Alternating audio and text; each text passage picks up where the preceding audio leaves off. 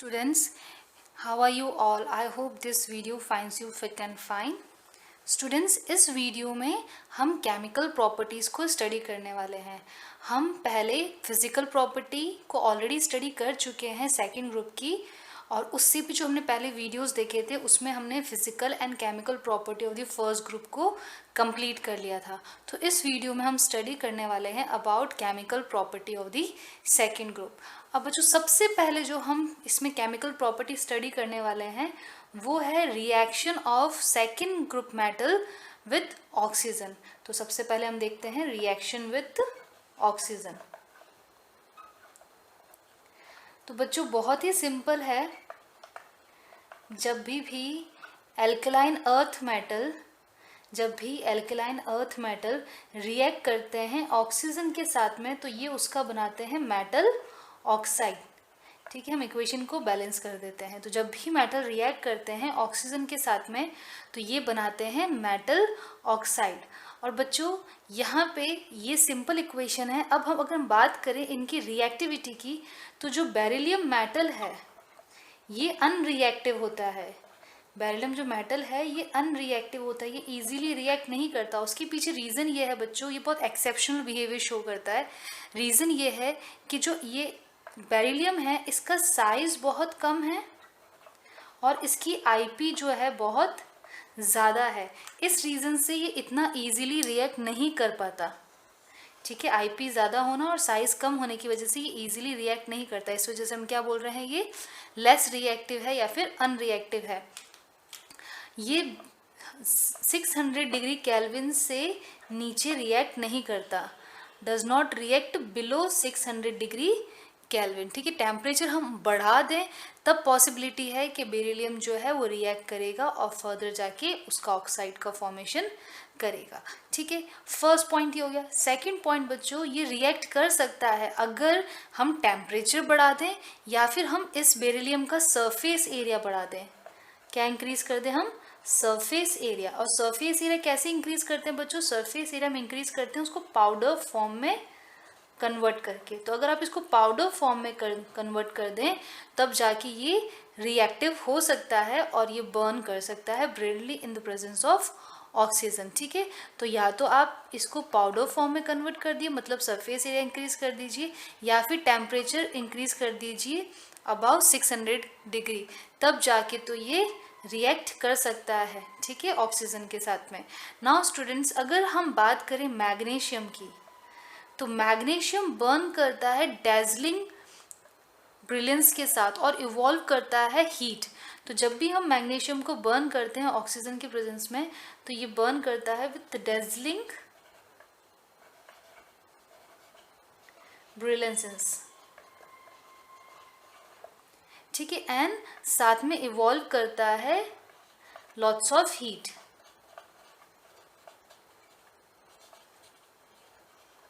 और बच्चों, जब भी हम मैग्नीशियम को बर्न करते हैं ऑक्सीजन के प्रेजेंस में, तो ये बनाएगा MgO। Mg जो होता है, MgO जो होता है उसका वाइट कलर ऐश होता है। ठीक है, जनरली हम जब कार्बन कंपाउंड देखते हैं तो हमें ब्लैक कलर का ऐश मिलता है, लेकिन जब Mg को जब बर्न करते हैं in presence of oxygen, Mg जब बर्न होता है इन प्रेजेंस ऑफ ऑक्सीजन, तो ये बनाता है MgO। इसका क्या कलर होता है? ये होता है वाइट कलर ऐश। ठीक है, और ये कैसे बर्न करता है? ये बर्न करता है डेजलिंग ब्रिलियंस के साथ। ओके, चलो अब हम इसके अंदर और आगे बढ़ते हैं और हम देखते हैं अबाउट बेरियम एंड रेडियम।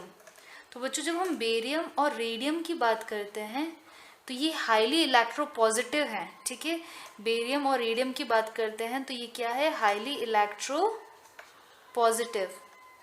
और इलेक्ट्रोपॉजिटिव होने की वजह से ये क्या फॉर्म करते हैं? ये फॉर्म करते हैं पर ऑक्साइड्स। बेरियम और जो रेडियम है ये इलेक्ट्रोपॉजिटिव है, और इलेक्ट्रोपॉजिटिव होने की वजह से ये बहुत इजीली इलेक्ट्रॉन लूज करते हैं। ठीक है, बहुत ही हाईली रिएक्टिव हम ये कह सकते हैं। और क्योंकि ये बहुत ज़्यादा रिएक्टिव हैं तो ये ऑक्सीजन के साथ में एक बार रिएक्ट करेंगे, ऑक्साइड बनाएंगे, फिर और ऑक्सीजन के साथ में रिएक्ट करेंगे और क्या बनाएंगे? पर ऑक्साइड। जैसे मैं एग्जाम्पल कोट कर लेती हूँ आपके लिए। क्योंकि इलेक्ट्रोपॉजिटिव है तो बहुत ज़्यादा रिएक्टिव है, इलेक्ट्रॉन देने में ये इजीली इलेक्ट्रॉन लूज कर सकते हैं, ठीक है। तो देखिए बेरियम पहले ऑक्सीजन के साथ में रिएक्ट करेगा और क्या बनाएगा, बेरियम ऑक्साइड, ठीक है। एक बार इसने प्रोडक्ट फॉर्म किया, क्योंकि हाईली रिएक्टिव है तो ये और वापस से क्या कर सकता है, ऑक्सीजन के साथ में रिएक्ट कर सकता है, वापस ही ऑक्सीजन के साथ में रिएक्ट कर सकता है और फिर क्या बनाएगा, ये इसका पर ऑक्साइड बनाएगा। तो ये बनाएगा BaO2 जिसको हम बोलते हैं बेरियम पर ऑक्साइड, ठीक है। तो बच्चों सिंपल सी बात है। तो अगर हम इसका कंक्लूजन निकालें तो हम ये कह सकते हैं, देखिए जो बेरिलियम है वो लेस रिएक्टिव है, मैग्नीशियम जो है वो रिएक्टिव है। अगर हम उसके बाद में बेरियम या फिर रेडियम की बात करें तो ये सबसे ज़्यादा रिएक्टिव है। इसका मतलब जैसे जैसे हम नीचे जाते हैं, डाउन द ग्रुप जाते हैं, as we move down the group, इनकी जो एफिनिटी है towards oxygen, affinity towards oxygen increase होगी। जैसे जैसे हम नीचे जाएंगे एफिनिटी बढ़ती जा रही है। क्यों? क्योंकि इलेक्ट्रोपॉजिटिविटी बढ़ती जा रही है, इलेक्ट्रॉन देने की टेंडेंसी बढ़ती जा रही है, इसका मतलब रिएक्टिविटी भी बढ़ेगी। तो आपको सिर्फ इतना ध्यान देना है, जैसे जैसे हम डाउन द ग्रुप में जाएंगे तो रिएक्टिविटी टूवर्ड्स ऑक्सीजन बढ़ता जाएगा और ऑक्सीजन से रिएक्ट करके क्या बनाता है, ये मेटल ऑक्साइड्स बनाते हैं।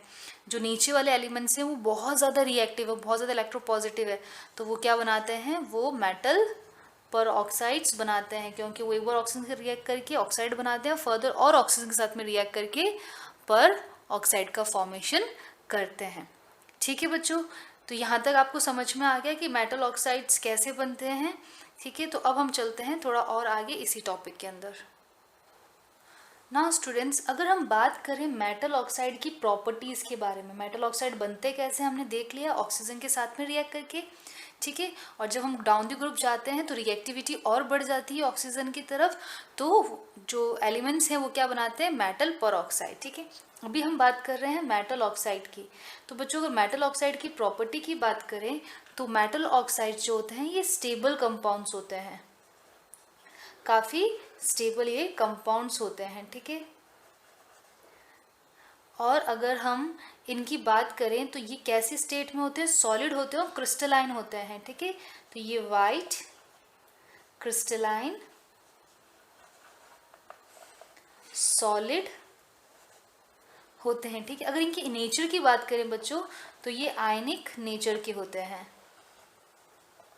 ठीक है। किस टाइप का बॉन्ड फॉर्म करते हैं, आयनिक बॉन्ड फॉर्म करते हैं। लेकिन अगर हम बात करें बेरिलियम ऑक्साइड, मैंने कहा था बेरिलियम जो है वो हमेशा एक्सेप्शन में चलता है। तो बेरिलियम जो ऑक्साइड है बच्चों ये ऐसा है जो कि क्या शो करता है, कोवैलेंट नेचर शो करता है, मतलब इसमें कोवैलेंट बिहेवियर है, ठीक है। कोवैलेंट नेचर ये शो करता है। इसके पीछे क्या रीज़न है बच्चों, देखिए अगर आपको याद होगा तो हमने फजान रूल पढ़ा था लास्ट वीडियो में, ठीक है। फजान रूल क्या कहता है, फजान रूल ये कहता है कि कैटायन का साइज अगर स्मॉल है, कैटायन का साइज अगर स्मॉल है तो इसकी जो पोलराइजिंग पावर है, पोलराइजिंग पावर क्या हो जाती है, इसकी बढ़ जाती है।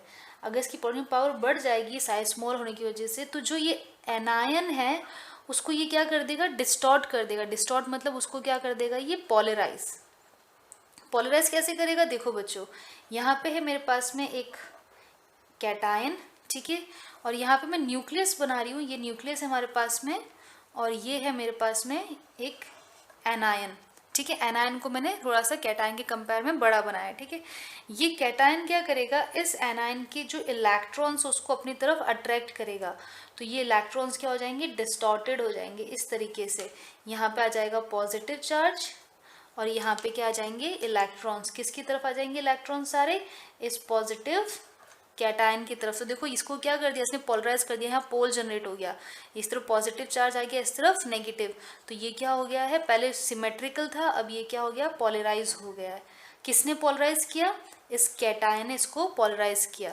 तो कैटायन की वजह से एनायन क्या हो जाता है, पोलराइज हो जाता है, ठीक है। तो जब ये पोलराइज होगा तो ये और नज़दीक आएगा इस न्यूक्लियस के पास में, फाइनली ये क्या बॉन्ड शो करेंगे हमें, कोवैलेंट बॉन्ड का फॉर्मेशन कर देंगे। मतलब यहाँ पे आयनिक कैरेक्टर होने के साथ साथ यहाँ पे कोवैलेंट कैरेक्टर भी हमें दिखेगा, शेयरिंग भी हमें दिखेगी, ठीक है बच्चों। तो इस तरीके से ये कोवैलेंट कैरेक्टर शो करते हैं। इसका मतलब अगर हमारे पास में कैटायन का साइज छोटा है तो वो एनायन को पोलराइज कर देगा, ठीक है, इस तरह से पोलराइज कर देगा और फाइनली वो कोवेलेंट नेचर शो करेंगे। तो आयनिक होने के बाद भी ये क्या शो करते हैं, कोवेलेंट नेचर शो करते हैं। तो ये एक एक्सेप्शन केस है बेरिलियम का कि बेरिलियम जो है कोवेलेंट नेचर शो करता है, बाकी सारे क्या होते हैं, आयनिक होते हैं, स्टेबल होते हैं और वाइट क्रिस्टलाइन सॉलिड होते हैं। ठीक है बच्चों, अब देखिए हमने यहाँ पे क्या वर्ड लिखा है, हमने यहाँ वर्ड लिखा है ये स्टेबल कंपाउंड है। तो ये स्टेबल क्या क्यों है उसका रीजन देखते हैं। तो now question is why metal oxides are stable, ये स्टेबल क्यों होते हैं, हम उसका आंसर करते हैं। देखिए बच्चों मैंने अभी बताया कि क्या होते हैं, आयनिक कंपाउंड्स होते हैं। तो जब भी ये मेटल जो पॉजिटिव है हमारे पास में और जो ऑक्साइड टू नेगेटिव है ये क्या बनाते हैं, आयनिक कंपाउंड बनाते हैं। और जब ये आयनिक कंपाउंड बनाएंगे, अट्रैक्ट होंगे और आयनिक कंपाउंड ये बनाते हैं बच्चों, तो उस केस में हाई लैटिस एनर्जी हमें मिलती है। जब ये आयनिक कंपाउंड बनाते हैं तो जो लैटिस एनर्जी है वो क्या होती है इनकी, हाई। और लैटिस एनर्जी हाई होने की वजह से इनकी स्टेबिलिटी ज़्यादा होती है। ठीक है बच्चों, तो जितना ज़्यादा छोटा कैटायन होगा ना उतना ही ज़्यादा वो अट्रैक्ट करेगा एनायन को अपनी तरफ। ठीक है, क्योंकि एनायन तो सब में सेम ही है हमारे पास में, ऑक्साइड हम सिर्फ कैटायन को देख सकते हैं। देखिए हम एग्जाम्पल लिखते हैं फिर समझते हैं। यहाँ पे हमारे पास में है मैग्नीशियम ऑक्साइड, उसके बाद में है calcium oxide, strontium oxide, barium oxide. ठीक है, अगर हम बात करते हैं इनकी लैटिस एनर्जी की तो हमारे पास में मैग्नीशियम ऑक्साइड की जो लैटिस एनर्जी है वो है 3 किलो जूल पर मोल। अगर हम कैल्शियम ऑक्साइड की बात करें तो 3517, जो फर्स्ट वाले के कंपेयर में कम है। अब नेक्स्ट वाले की और कम होगी, वो है 3312 किलो जूल पर मोल। और अगर हम बेरियम ऑक्साइड की बात करें तो और कम 3120 किलो जूल पर मोल इसकी वैल्यू होती है। तो बच्चों आप देखेंगे जैसे आप डाउन द ग्रुप जा रहे हैं लैटिस एनर्जी क्या हो रही है, कम हो रही है। क्यों बच्चों, क्योंकि देखिए जितना ज़्यादा छोटा होगा हमारे पास कैटायन उतना ही ज़्यादा वो अट्रैक्ट करेगा इस ऑक्सीजन को, उतना ही अच्छा वो आयनिक बॉन्ड बनाएंगे। ठीक है, और जैसे ही आयनिक बॉन्ड स्ट्रॉन्ग होगा इनके बीच का डिस्टेंस कम हो जाएगा। अगर ये हमारे पास में स्मॉल है कैटायन, अगर कैटायन हमारे पास में स्मॉल है तो इनकी जो बॉन्ड लेंथ है वो कम होगी, मतलब ये स्ट्रॉन्ग होंगे। अगर ये स्ट्रॉन्ग है तो इनकी लैटिस एनर्जी भी क्या होगी, ज़्यादा होगी। ठीक है, तो अगर हमारे पास कैटायन का साइज स्मॉल है तो लैटिस एनर्जी क्या होगी, ज़्यादा। अगर कैटायन का साइज लार्ज है तो लैटिस एनर्जी क्या होगी हमारे पास में, कम। तो डाउन द ग्रुप हम जाते हैं तो लैटिस एनर्जी कम होती जाती है। ठीक है, तो ये क्यों डिक्रीज होती है, क्योंकि हमारे पास साइज ऑफ जो एनायन है, साइज ऑफ जो कैटायन है वो इंक्रीज होता रहता है। तो हम यहाँ पे लिख देते हैं कि lattice energy is proportion to 1/, size of cation. अगर कैटायन का साइज कम है हमारे पास में तो लैटिस एनर्जी क्या होगी, ज़्यादा होगी। तो इससे आप इस प्रॉब्लम को इजीली सॉल्व कर सकते हैं। ठीक है बच्चों, ये समझ में आ गया। तो चलो इसी टॉपिक में हम जो मेटल ऑक्साइड्स है उनके नेचर के बारे में बात करते हैं कि वो बेसिक होते हैं, एसिडिक होते हैं, एम्फोटेरिक होते हैं, क्या होते हैं। Let's see the nature of metal oxides. Now students, जब हम बात करते हैं मेटल ऑक्साइड्स की नेचर की, तो ये जो मेटल ऑक्साइड्स होते हैं ये बेसिक नेचर के होते हैं। कैसे नेचर के होते हैं, बेसिक नेचर के, मतलब जब इनको वाटर में डिसॉल्व करेंगे मेटल ऑक्साइड को तो ये अपना हाइड्रो ऑक्साइड बनाएगा। जैसे एग्जांपल हम कोट करते हैं कि मेटल ऑक्साइड, कोई भी मेटल ऑक्साइड जो वाटर के साथ में रिएक्ट करता है तो सेकंड ग्रुप क्या बनाता है, मेटल हाइड्रो ऑक्साइड, और साथ में रिलीज करता है ये हीट। नोट ये करने की बात है बच्चों कि यहाँ पे ये जो मेटल है ये हमारे पास में हो सकता है कैल्शियम, स्ट्रोंशियम या फिर बेरियम। ठीक है, जो बेरिलियम है और जो मैग्नीशियम है ये वाटर में सॉल्यूबल नहीं होते।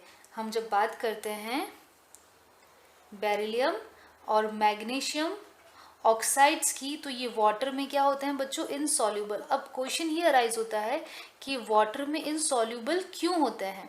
तो देखिए ये वाटर में इनसॉल्यूबल इसलिए होते हैं क्योंकि इनके बीच में जो बॉन्ड है वो बहुत ही स्ट्रॉन्ग है।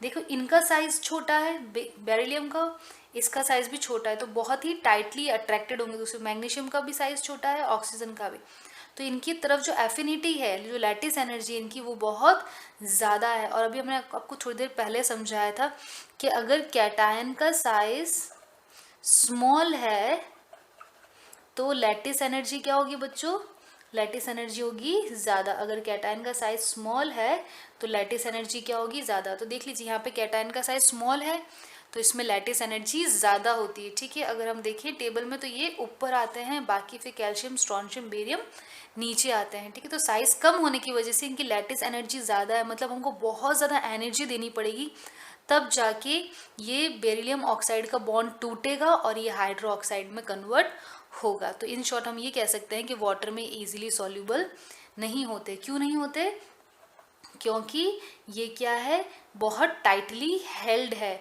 सॉलिड के अंदर। या फिर हम ये बोल सकते हैं सिंपल सी लैंग्वेज में कि इनकी जो लैटिस एनर्जी है, लैटिस एनर्जी जो है इनकी बहुत ज़्यादा है, ठीक है, बहुत ज़्यादा है। और इस कॉन्सेप्ट से हम इसको समझा सकते हैं। तो जब लैटिस एनर्जी ज़्यादा होगी मतलब स्ट्रॉन्ग बॉन्ड है, स्ट्रॉन्ग बॉन्ड है मतलब हमें बहुत ज़्यादा एनर्जी देनी पड़ेगी, जो हमें नॉर्मली पॉसिबल नहीं है।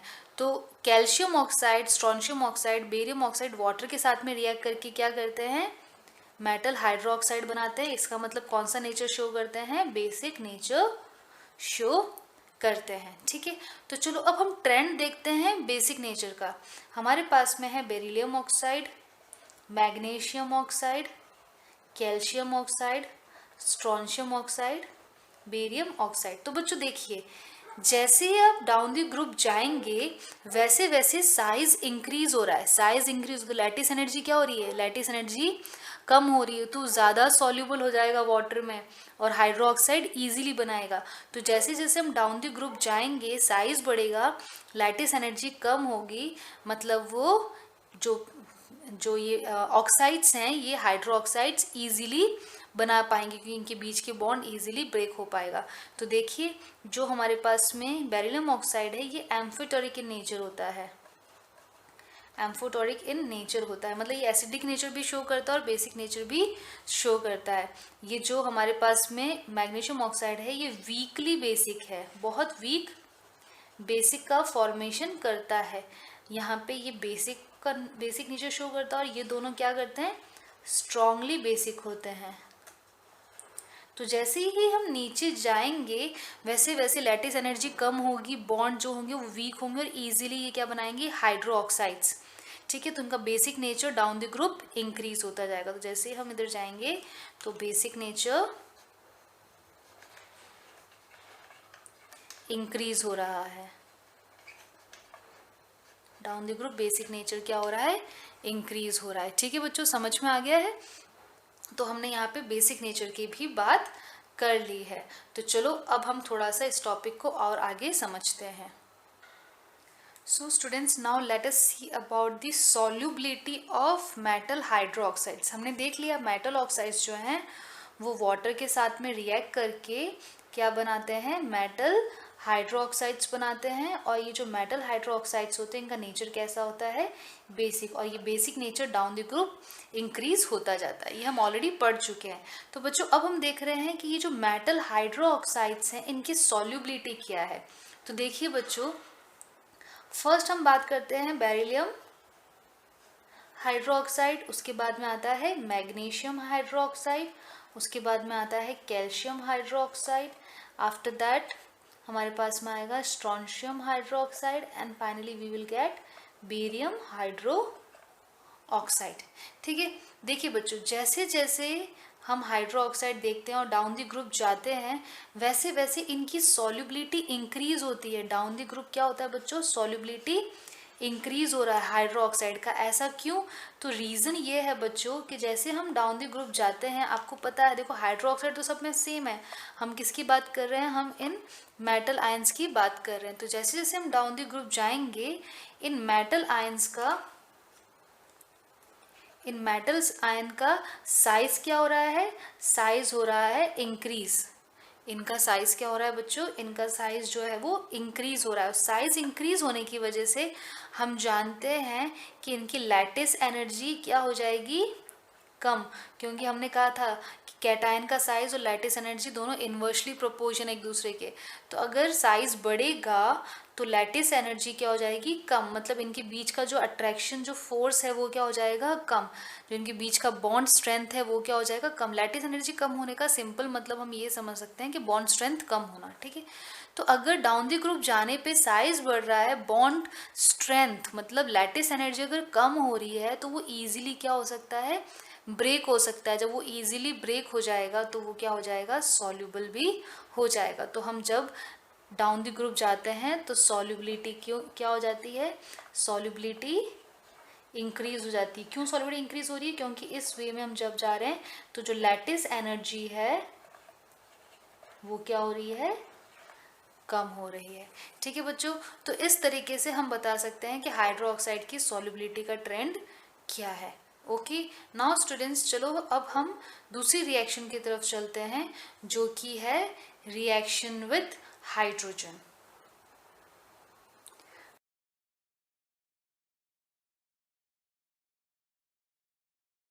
So students now see the reaction with hydrogen. तो बच्चों जो एल्कलाइन मेटल्स होते हैं, एल्कलाइन अर्थ मेटल्स होते हैं, ये डायरेक्टली कंबाइन कर लेते हैं हाइड्रोजन के साथ में और बनाते हैं मेटल हाइड्राइड्स, ठीक है। तो ये क्या करते हैं, डायरेक्टली ही रिएक्ट कर लेते हैं किसके साथ में, हाइड्रोजन के साथ में, और क्या बनाते हैं, मेटल हाइड्राइड्स। बट एक्सेप्शन क्या है, वापस से एक्सेप्शन हम जानते हैं क्या हो सकता है, बेरिलियम, क्योंकि सिर्फ बेरिलियम ही ऐसा है जिसका साइज सबसे स्मॉल है और आईपी सबसे ज़्यादा है।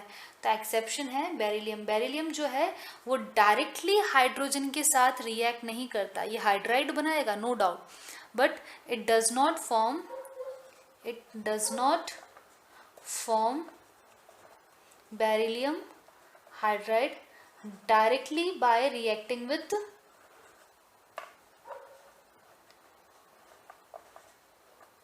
हाइड्रोजन, ठीक है।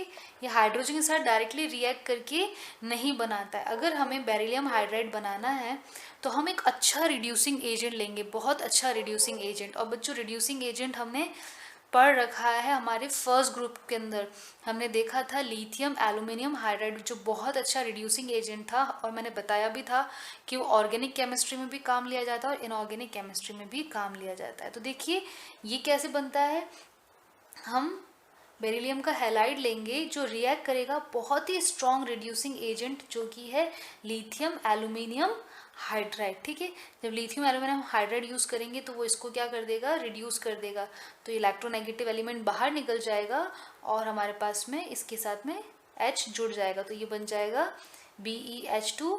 साइड प्रोडक्ट हमें मिलेंगे LiCl प्लस AlCl3 जो कि एक लुईस एसिड है। फिर आप इसको बैलेंस कर दीजिए इक्वेशन को, तो ये आपकी इक्वेशन हो गई बैलेंस, ठीक है। तो हम ये कह रहे हैं कि ये डायरेक्टली नहीं बनता, ये इनडायरेक्टली बनता है। आपको बहुत अच्छा एक रिड्यूसिंग एजेंट लेंगे तब जाके आपको प्रोडक्ट में बेरिलियम हाइड्राइड मिलेगा, ठीक है। तो बच्चों सारे एलिमेंट्स इजीली रिएक्ट करते हैं, मेटल हाइड्राइड का फॉर्मेशन करते हैं, लेकिन बेरिलियम ऐसा है जो डायरेक्टली रिएक्ट नहीं करता। इसका मतलब हमें उसके कोई एजेंट की यूज़ होगी, किसी एक्सटर्नल सोर्स की रिक्वायरमेंट है, जो हम यहाँ पे ले रहे हैं लिथियम एल्यूमिनियम हाइड्राइड जो बहुत अच्छा रिड्यूसिंग एजेंट है, ठीक है। तो ये बना देगा हमारे लिए बेरिलियम हाइड्राइड।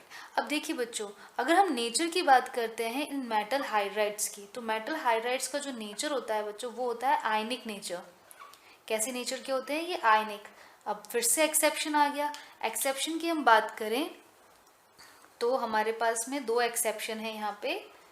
एक्सेप्शन नंबर 1 है हमारे पास में बेरिलियम हाइड्राइड, बट ऑब्वियस क्योंकि स्टार्टिंग से एक्सेप्शन केस में, और सेकंड है मैग्नीशियम हाइड्राइड। अब बच्चों वापिस सेम रीज़न हो गया, फजान रूल के हिसाब से हम देख सकते हैं इन कैटायंस की साइज बहुत छोटी है तो ये डिस्टॉर्ट कर देंगे एनायंस को, तो आयनिक कैरेक्टर्स के साथ में ये कोवेलेंट कैरेक्टर भी शो करेंगे। ठीक है, ये पॉइंट मैं पहले वाले वीडियोस में अच्छे से समझा चुकी हूँ आपको फजान रूल के अंदर। ठीक है, तो अब वापस समझा देती हूँ थोड़ा सा कि अगर हमारे पास में कैटायन का साइज स्मॉल है तो उस केस में वो एनायन को क्या कर देगा, पॉलराइज कर देगा और उससे कोवेलेंट कैरेक्टर बिल्डअप हो जाएगा। ठीक है, सिंपल तरीके से अभी मैं आपको बता रही हूँ। तो एक्सेप्शंस यहाँ पे समझ में आ गए। इन दोनों का नेचर कैसा होता है, इन दोनों का नेचर होता है कोवेलेंट नेचर। ठीक है, अब जब हमें ये समझ में आ गया है कि हम ये जो है ये आयनिक नेचर के हैं और जो बेरिलियम हाइड्राइड्स और मैग्नीशियम हाइड्राइड है ये कैसे हैं, कोवेलेंट नेचर के हैं। अब देखो बच्चों, हम ये देखते हैं कि जब इन हाइड्राइड्स को हम वाटर में डिसॉल्व करते हैं तब क्या होता है। So let's see when they are dissolve in water तो क्या रिएक्शन होगी। तो बच्चों देखिए, जब भी आयनिक मेटल हाइड्राइड्स को हम वाटर में डिसॉल्व करते हैं तो ये फॉर्म करते हैं मेटल हाइड्रोक्साइड्स। ठीक है, हाइड्रोक्साइड बनाएंगे और साथ में H2 गैस रिलीज करते हैं। जब भी मेटल हाइड्राइड जो आयनिक हमारे पास हाइड्राइड्स हैं उनको वाटर में हम डिसॉल्व करते हैं, आयनिक होने चाहिए। ठीक है, अगर कोवेलेंट है तो हमने पहले भी देख लिया है मैग्नीशियम और जो बेरिलियम के कंपाउंड्स हैं वो वाटर में डिसॉल्व नहीं होते क्योंकि उनमें कोवेलेंट कैरेक्टर होता है। ठीक है, पर जब हम आयनिक की बात कर रहे हैं यहाँ पे स्पेसिफिकली आयनिक कंपाउंड हमारे पास में, मतलब यहाँ पे मेटल क्या होना चाहिए, कैल्शियम, स्ट्रॉन्शियम, ठीक है, रेडियम, बेरियम, तो उस केस में क्या होगा, ये आयनिक होंगे। तो जब आयनिक कंपाउंड वाटर के साथ में रिएक्ट करते हैं तो क्या बनाते हैं, हाइड्रोक्साइड्स बनाते हैं और साथ में रिलीज करते हैं हाइड्रोजन गैस। अब देखिए बच्चों, एक इक्वेशन है, कैल्शियम हाइड्राइड जो है वो रिएक्ट करता है वाटर के साथ में और ये फॉर्म करता है कैल्शियम हाइड्रोक्साइड और साथ में रिलीज करता है हाइड्रोजन गैस। अब बच्चों ये जो प्रोसेस है ये प्रोसेस यूज होता है to produce hydrogen gas in a large scale. ठीक है, तो ये यूज किया जाता है to prepare H2 gas at large scale. ठीक है, लार्ज स्केल पे बनाने के लिए ये प्रोसेस यूज किया जाता है, कैल्शियम हाइड्राइड को यूज किया जाता है। ठीक है, और जो कैल्शियम हाइड्राइड होता है बच्चों, इसको टेक्निकल लैंग्वेज में हम बोलते हैं हाइड्रोलिथ। कहीं पे अगर वर्ड आ जाता है हाइड्रोलिथ तो समझ जाना कि ये क्या है, ये है हमारे पास में कैल्शियम हाइड्राइड।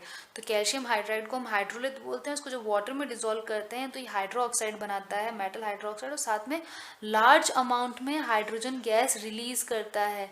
तो लार्ज स्केल में अगर हमको हाइड्रोजन गैस का फॉर्मेशन करना है तो हम ये वाला मेथड यूज करते हैं। ठीक है बच्चों, चलो फिर अब हम आगे चलते हैं इसी टॉपिक के अंदर।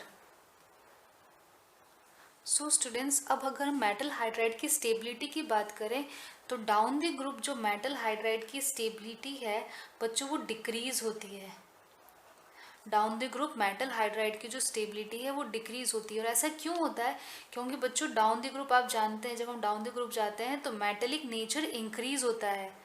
ठीक है, मेटेलिक नेचर इंक्रीज होता है। मेटलिक इंक्रीज होने की वजह से इनकी स्टेबिलिटी क्या हो जाती है, डिक्रीज, क्योंकि जैसे जैसे नीचे जाएंगे साइज बढ़ता जाएगा और इनकी आईपी क्या होती जाएगी, कम, मतलब मेटेलिक नेचर इनका इंक्रीज होता है। मेटेलिक नेचर इंक्रीज हो रहा है इस वजह से इनकी स्टेबिलिटी क्या हो जाती है, डिक्रीज, मतलब ये रिएक्टिव हो जाते हैं, इनकी स्टेबिलिटी क्या हो जाती है, कम हो जाती है। ठीक है, तो डाउन द ग्रुप इनकी स्टेबिलिटी डिक्रीज हो जाएगी। ठीक है, चलो अब आपको ये भी समझ में आ गया है कि down the group metallic nature increase हो रहा है, मतलब इसकी इलेक्ट्रॉन देने की टेंडेंसी बढ़ रही है साइज बढ़ने की वजह से। और जब ये ज़्यादा देगा, इजीली दे देगा, तो उसका मतलब ये रिएक्टिव ज़्यादा है, मतलब ये स्टेबल कम है। तो जैसे हम नीचे जा रहे हैं वैसे वैसे रिएक्टिविटी जो है हमारी बढ़ रही है और स्टेबिलिटी क्या हो रही है, डिक्रीज हो रही है। ठीक है, तो चलो बस बच्चों ये समझ में आ गया। तो अब हम पढ़ते हैं reaction with halogen.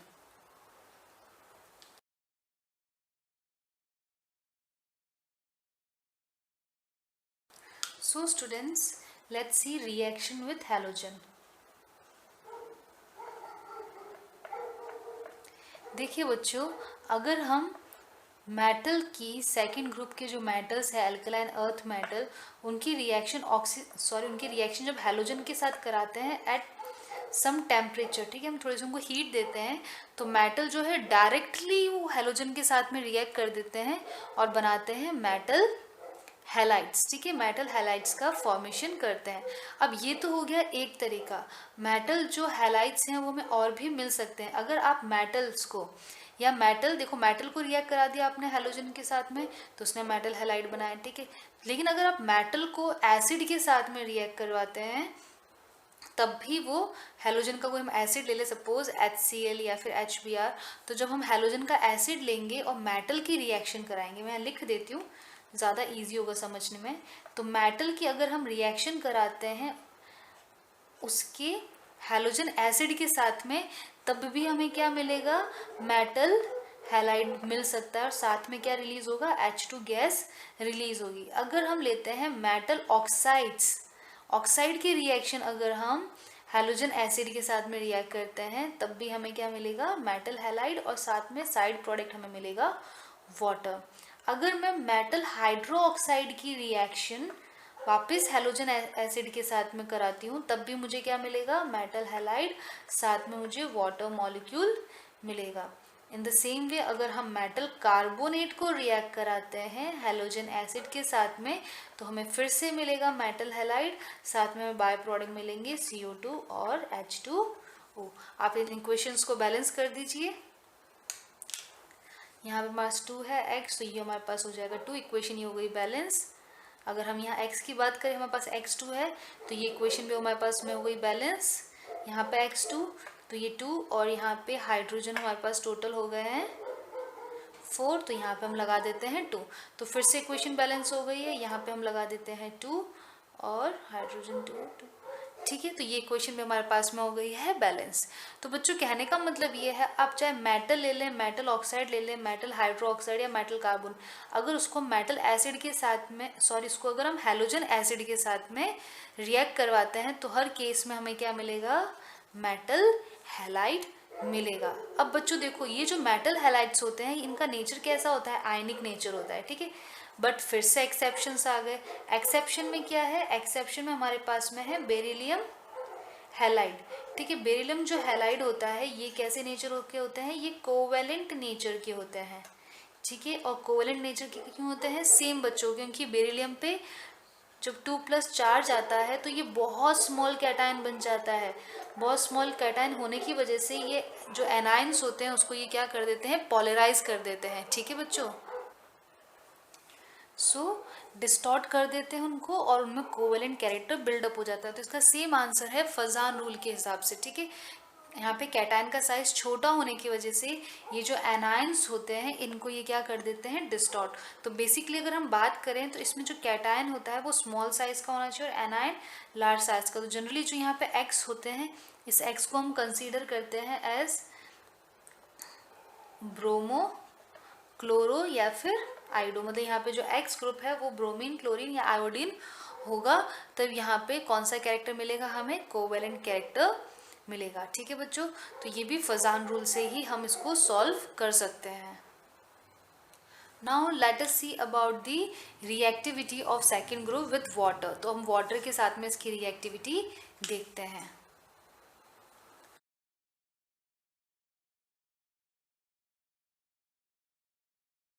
So students, now let's see the reactivity towards water.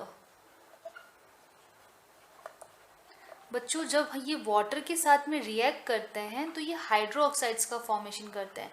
हमने देखा था कि मेटल ऑक्साइड जो है वो वाटर के साथ में रिएक्ट करके हाइड्रो ऑक्साइड का फॉर्मेशन करे। उसी तरीके से अगर सिंपल मेटल भी है तो भी क्या करेंगे, वो वाटर के साथ में रिएक्ट करके क्या बनाएगा, मेटल हाइड्रो ऑक्साइड, और साथ में ये रिलीज करेंगे हाइड्रोजन गैस, ठीक है बच्चों।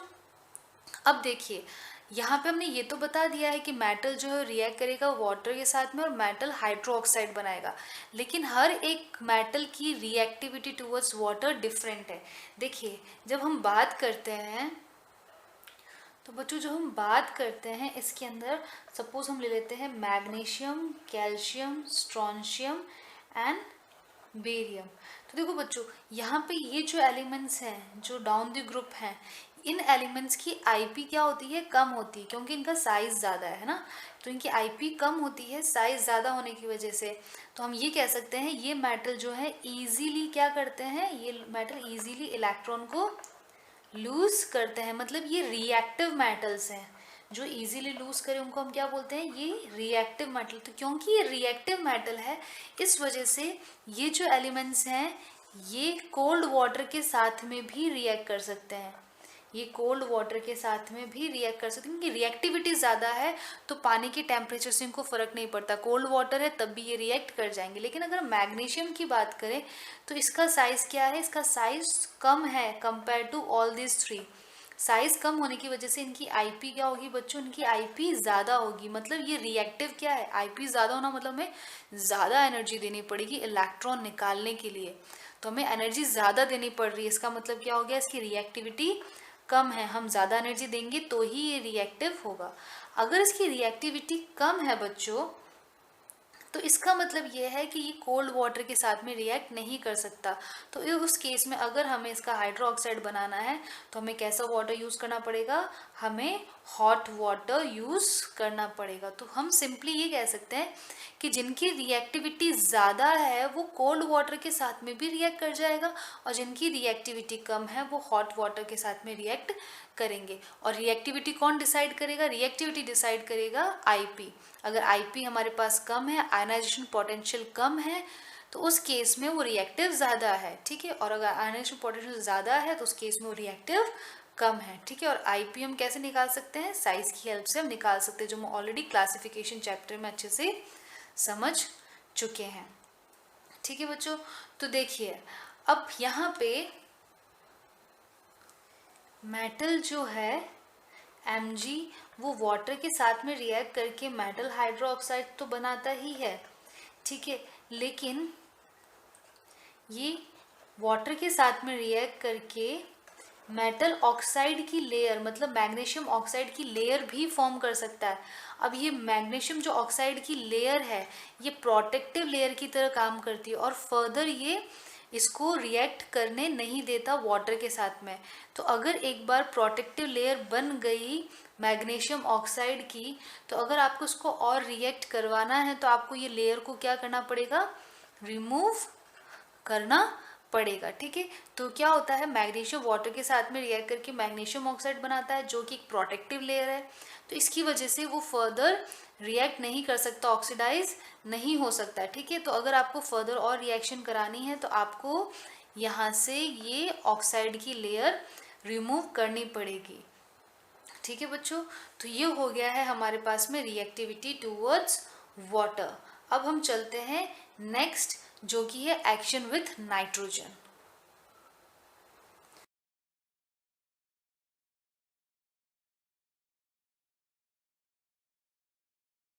So now students we are going to study about action with nitrogen। बहुत इंटरेस्टिंग टॉपिक है बच्चों ये। देखिए हमने जब एल्कलाइन मेटल पढ़ा तो हमने देखा था उसमें सिर्फ लिथियम ही ऐसा था जो कि नाइट्रोजन के साथ में रिएक्ट कर रहा है और क्या बना रहा था, लिथियम नाइट्राइड, ठीक है। सिर्फ लिथियम ही क्यों रिएक्ट कर रहा था, बाकी एलिमेंट्स क्यों रिएक्ट नहीं कर रहे थे, उसके पीछे रीज़न हमने देखा था कि जो लिथियम है उसका साइज़ बहुत छोटा है, ठीक है। साइज़ छोटे होने की वजह से जब ये इसके साथ ऐड होगा तो बहुत ज़्यादा अमाउंट की एनर्जी रिलीज़ करेगा, और जिसकी वजह से ये जो नाइट्रोजन है ये स्टेबल है काफ़ी, ये बॉन्ड टूटेगा और क्या बनाएगा, ये N3 नेगेटिव आयन का फॉर्मेशन करेगा, ठीक है। फिर N3 जो पॉजिटिव N3 जो नेगेटिव आयन है वो लिथियम के साथ में बॉन्ड बना के Li3N का लिथियम नाइट्राइड का फॉर्मेशन करता है, ठीक है। हमने ये देखा था। अब देखिए बच्चों, अगर हम सेकंड ग्रुप की बात करें तो सेकंड ग्रुप में तो सभी फर्स्ट ग्रुप के कंपेयर में छोटे हैं, ठीक है, सबकी ही साइज उनके कंपेयर में कम है, इसलिए जो सेकंड ग्रुप के एलिमेंट्स होते हैं सब एलिमेंट्स क्या करते हैं, नाइट्रोजन के साथ में रिएक्ट करके मेटल नाइट्राइड का फॉर्मेशन करते हैं, ठीक है।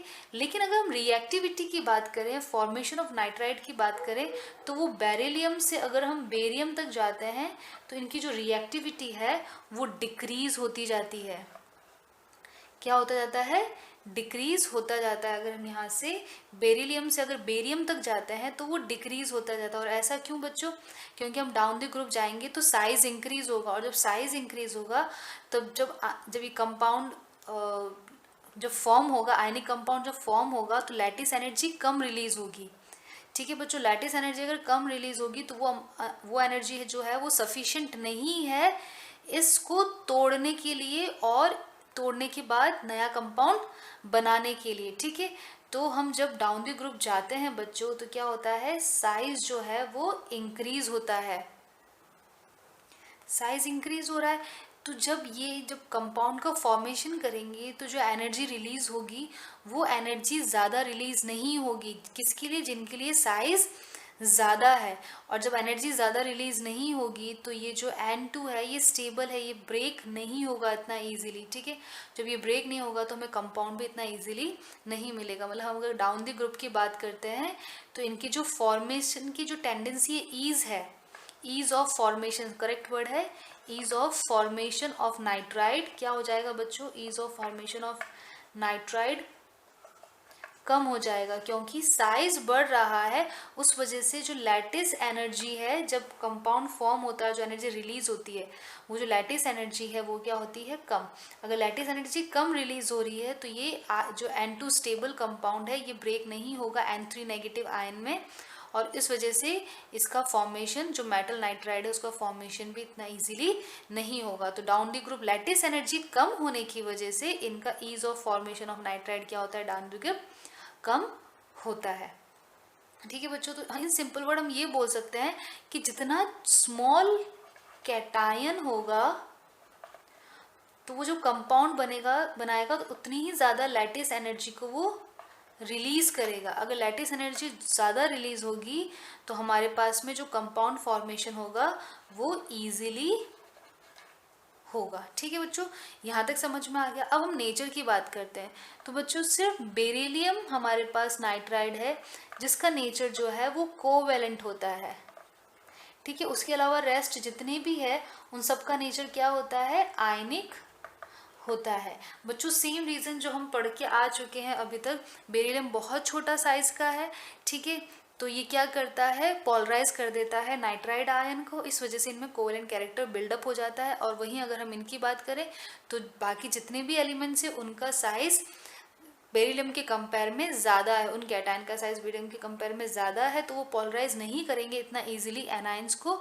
उस वजह से उनके अंदर कौन सा नेचर रहता है? आयनिक नेचर रहता है। और फाइनली बच्चों हम लास्ट इक्वेशन देख लेते हैं जिसके अंदर मेटल नाइट्राइड जो वाटर के साथ में रिएक्ट करते हैं तो वो क्या करते हैं? पहली बात तो मेटल हाइड्रोक्साइड का फॉर्मेशन करते हैं और साथ में ये रिलीज करते हैं अमोनिया गैस। तो यहाँ पे कौन सी गैस रिलीज हो रही है? अमोनिया गैस रिलीज हो रही है। तो बच्चों this is all about the reactivity with nitrogen. I hope आपको ये सब समझ में आ गया है। बस इसको एक बार फिर से वीडियो को देखिएगा और आपको सारे कॉन्सेप्ट समझ में आ जाएंगे। और बच्चों अगर ये टॉपिक में थोड़ा भी अगर आपको कन्फ्यूजन है तो प्लीज़ जो क्लासिफिकेशन वाला चैप्टर है उसके अंदर आप थोड़ा सा टर्म्स को गो थ्रू कीजिए। उसके बाद में जो मैंने एस ब्लॉक के लिए जो फर्स्ट ग्रुप के लिए जो वीडियो बनाई है उसको गो थ्रू कीजिए, तब जाके आपको ये और इजीली समझ में आ जाएगा, क्योंकि उन वीडियोस में मैंने बहुत ही एलोबरेटेड फॉर्म में हर टॉपिक को समझाया है।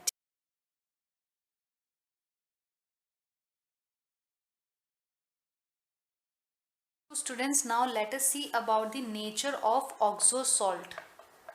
हम देखने वाले हैं नेचर ऑफ ऑक्सो या फिर ऑक्सी सॉल्ट। ठीक है बच्चों, देखिए ऑक्सी सॉल्ट का मतलब है हम बात कर रहे हैं मेटल कार्बोनेट के बारे में एंड मेटल बाइकार्बोनेट के बारे में। बच्चों अगर हम मेटल कार्बोनेट की बात करें तो ये वाटर में डायरेक्टली डिसॉल्व नहीं होता। मेटल जो कार्बोनेट है ये डायरेक्टली वाटर में डिसॉल्व नहीं होता। अगर आपको उसको वाटर में डिसॉल्व करना है तो आपको कार्बन डाइऑक्साइड भी इसमें ऐड करना पड़ेगा। तो देखिए क्या होता है, मेटल जो कार्बोनेट है अगर इसको वाटर में डिसॉल्व करना है आपको, then you have to use carbon dioxide also. जब आप कार्बन डाइऑक्साइड डालेंगे तब जाके ये वाटर में डिजॉल्व होगा और क्या बनाएगा, मेटल बाय कार्बोनेट। ठीक है, तो इसने वाटर में कब डिजॉल्व होगा, only when you will add CO2। It means हम ये बोल सकते हैं कि जो मेटल कार्बोनेट है it is insoluble in water. To make it soluble, you have to use CO2। हमें कार्बन डाइऑक्साइड यूज करना होता है। ठीक है, तो उससे हमें क्या मिलेगा, उससे हमें मिलेगा मेटल बाय कार्बोनेट। अब बच्चों मेटल जो बाय कार्बोनेट की हम बात करते हैं तो ये मेटल बाय कार्बोनेट स्टेट जो है वो सॉलिड स्टेट में नहीं पाया जाता। It does not exist in, लिख देती हूँ यहाँ पे, don't exist in solid state. ये हमेशा आपको किस में मिलेगा, it will be found in solution state. ठीक है, ये हमेशा हमें कौन सी स्टेट में मिलेगा, सॉल्यूशन स्टेट में मिलेगा। ठीक है, तो जो हम बाइकार्बोनेट की बात करते हैं ये कौन सी स्टेट में होगा, सॉलिड सॉल्यूशन में। सॉलिड में हमें ये नहीं मिलता है, does not exist in solid state. अब बच्चों अगर आप इस बाइकार्बोनेट सॉल्यूशन को हीट करेंगे, अगर आप यहाँ मैं लिख देती हूँ मेटल बाइकार्बोनेट के सॉल्यूशन को अगर आप हीट करेंगे तो आपको क्या मिलेगा, आपको मिलेगा कार्बन डाइऑक्साइड गैस जो इवॉल्व होगी। तो आपको मिलेगा मेटल कार्बोनेट प्लस कौन सी गैस इवॉल्व होगी इसमें, कार्बन डाइऑक्साइड गैस, और साथ में हमें बाय प्रोडक्ट में मिलेगा वाटर। ठीक है, तो जब बाइकार्बोनेट को हम हीट करते हैं तो यहाँ में हमें क्या मिलता है, कार्बोनेट, साथ में रिलीज होती है कार्बन डाइऑक्साइड गैस, और वाटर हमें मिलता है एज अ बाय प्रोडक्ट।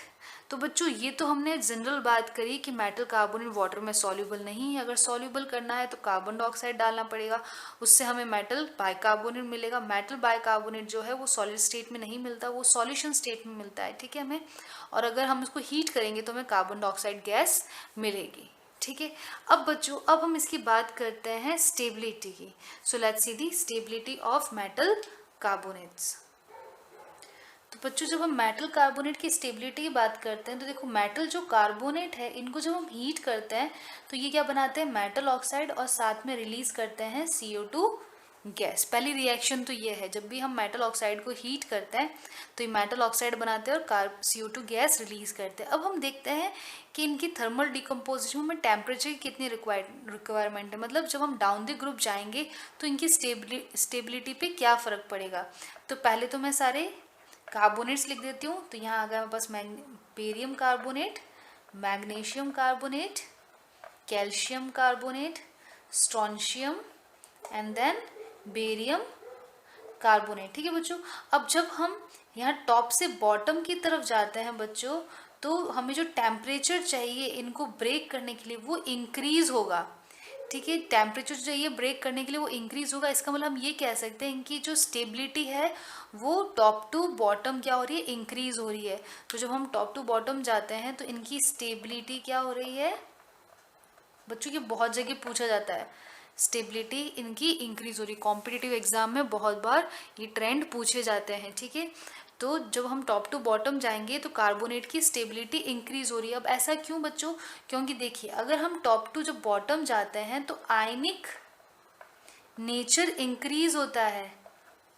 ठीक है, आयनिक नेचर या फिर आयनिक जो कैरेक्टर है वो इंक्रीज होता है और इस वजह से इनकी स्टेबिलिटी भी क्या होती है, इंक्रीज होती है। ठीक है, या फिर आप इसको इस तरीके से समझ सकते हैं कि बेरिलियम जो कार्बोनेट है वो लेस रिएक्टिव है, लेस स्टेबल है।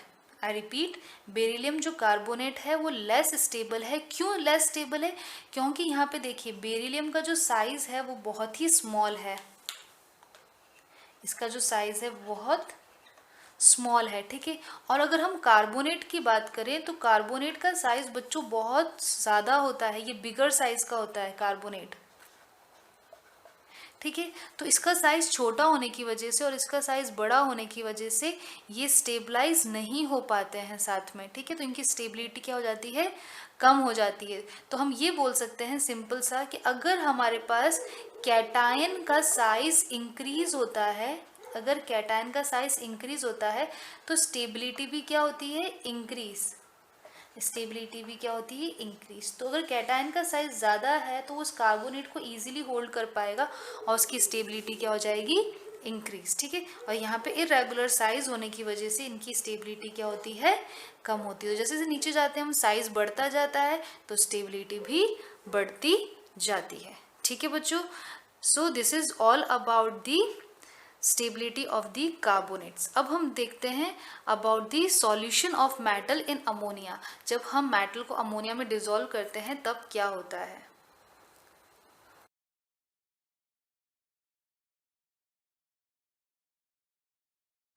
So students, now let us see about the solution of metal in liquid ammonia। ठीक है, लिक्विड अमोनिया में क्या होता है। देखिए बच्चों, जब भी हम एल्कलाइन अर्थ मेटल को अमोनिया के सॉल्यूशन में ऐड करते हैं तो वो हमें ब्लू कलर का सॉल्यूशन देता है, वो हमें ब्लू कलर का सॉल्यूशन देता है। अब रिएक्शन क्या होती है वो देखते हैं। देखिए, ब्लू कलर का सॉल्यूशन क्यों दिखता है, क्योंकि इसमें क्या प्रेजेंट होता है, सॉल्वेटेड इलेक्ट्रॉन्स होते हैं। ठीक है, जैसे हमने पहले देखा था उसी तरीके से इसके अंदर भी क्या होता है, सॉल्वेटेड इलेक्ट्रॉन। और सॉल्वेटेड इलेक्ट्रॉन्स की वजह से क्या होता है, ये कलर दिखता है। जैसे हम एग्जाम्पल दे देते हैं कि मेटल अगर हम अमोनिया, लिक्विड अमोनिया के साथ में रिएक्ट करते हैं तो हमें क्या मिलेगा, हमें metal 2 positive plus ammonia ammoniated मिलेगा हमें ये। ठीक है, यहाँ पे हम x प्लस वाई लिख देते हैं तो ये हो जाएगा x, और यहाँ पे हमें इलेक्ट्रॉन मिलेगा, वो भी क्या होगा, अमोनिएटेड इलेक्ट्रॉन होगा।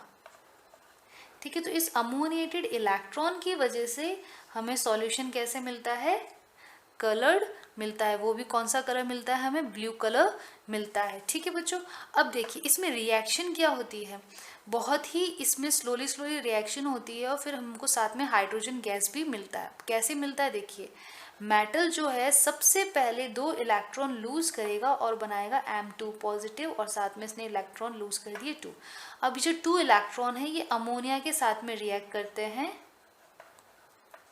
ठीक है, और ये बनाएंगे हम हमारे अमाइड NH2 नेगेटिव, और यहाँ पे साथ में क्या रिलीज हो गई, यहाँ पे हाइड्रोजन गैस रिलीज हो गई। ठीक है, हाइड्रोजन रिलीज कर दिया। अब जो ये हमारे पास अमाइड है ये रिएक्ट करता है M2 पॉजिटिव के साथ में।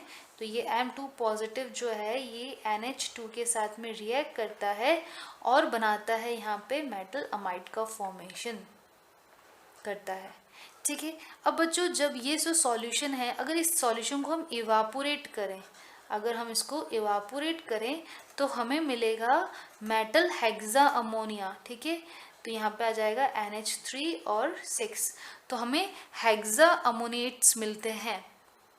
ठीक है, और अगर इस हेक्सा अमोनेट को हम डिकम्पोज करें तो ये स्लोली डिकम्पोज होता है और क्या बनाता है, वापस बनाता है मेटल अमाइड, साथ में ये रिलीज करता है अमोनिया गैस, और साथ में ये रिलीज करता है हाइड्रोजन गैस। ठीक है बच्चों, हम चाहें तो इस इक्वेशन को बैलेंस कर देते हैं। यहाँ पे कितने हैं हमारे पास में 6, तो इस हिसाब से हमारे पास अमोनिया हो जाएंगे 4, और ये बैलेंस हो गई हमारी इक्वेशन।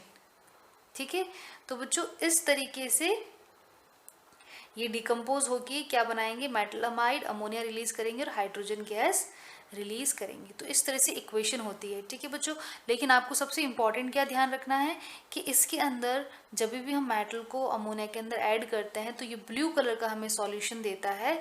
और ये ब्लू कलर का सॉल्यूशन क्यों होता है, ये अमोनिएटेड इलेक्ट्रॉन की वजह से होता है। ठीक है, ये जो ब्लू कलर का सॉल्यूशन है ये क्यों होता है, ये अमोनिएटेड इलेक्ट्रॉन की वजह से होता है। ठीक है बच्चों, so this is all about the reaction of metal with ammonia. ठीक है, हमने फर्स्ट ग्रुप में भी देखा था, वहाँ पे भी अमोनिएटेड इलेक्ट्रॉन्स की वजह से ब्लू कलर था, और यहाँ पे भी अमोनिएटेड इलेक्ट्रॉन की वजह से ब्लू कलर है। अब बच्चों अमोनिएटेड इलेक्ट्रॉन का मतलब यही है कि ये जो मेटल है ये क्या करता है, M2 पॉजिटिव बनाता है और इलेक्ट्रॉन लूज करता है, जैसे हमने यहाँ पे देखा। ठीक है, तो जब ये इलेक्ट्रॉन लूज करेगा तो उस केस में ये जो मेटल आयन है ये भी अमोनिया से कोट हो जाएगा, और जो इलेक्ट्रॉन है ये भी अमोनिया से कोट हो जाता है, इसलिए इसको बोलते हैं अमोनिएटेड कैटायंस और इसको बोलते हैं अमोनिएटेड इलेक्ट्रॉन्स। ठीक है। और अम्यूनिटी इलेक्ट्रॉन जैसे ही एनर्जी गेन करते हैं तो ये एक्साइटेड स्टेट पे चले जाते हैं और वहाँ पे जाने के बाद वापस से ग्राउंड स्टेट में आते हैं और कुछ एनर्जी को रिलीज करते हैं। ये रिलीज जो एनर्जी होती है वो हमें ब्लू कलर के फॉर्म में विजिबल होती है, ठीक है बच्चों। So this is all about the chemical property of the second group elements. Okay, so this is